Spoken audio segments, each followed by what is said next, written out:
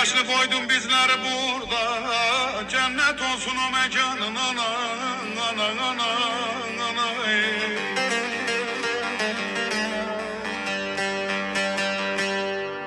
Dindimi de ahım ben ölem orada, cennet olsun o mekanın ana, ana, ana, ana.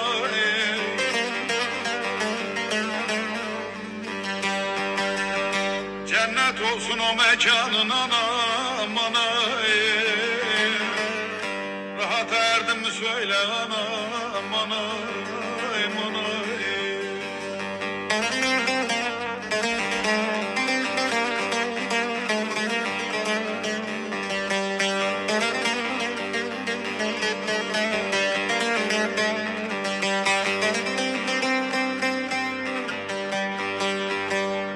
Yokluğun çok zormuş ölümden beter, yanıyor ciğerim köz olmuş tüter, köz olmuş tüter.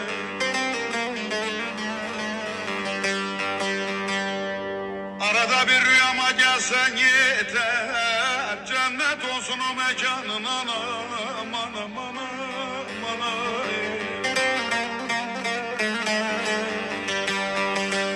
Cennet olsun o mekanın anam, ana. Hele uyan anam, ana.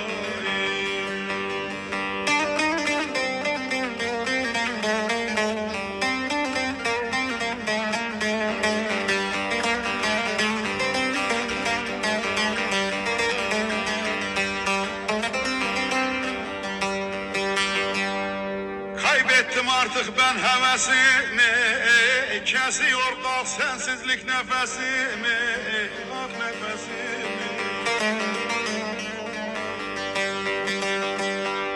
Aç gözünü uyan olur bir duy sesimi, cennet olsun o mekanın anam, anam, anam, anam.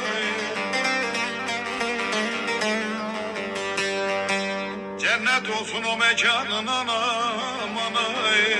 Rahat erdim mi söyle anam, anam, anam.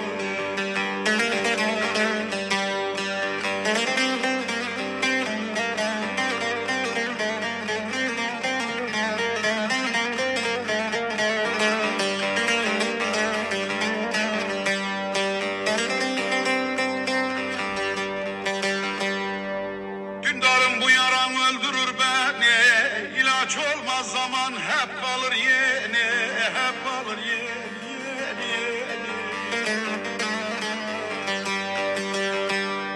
Allah'a emanet eyledim seni, cennet olsun o mekanın ana, ana, ana.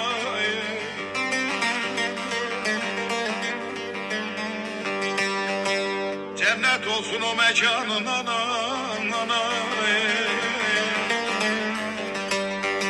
Rahat erdim mi söyle ana.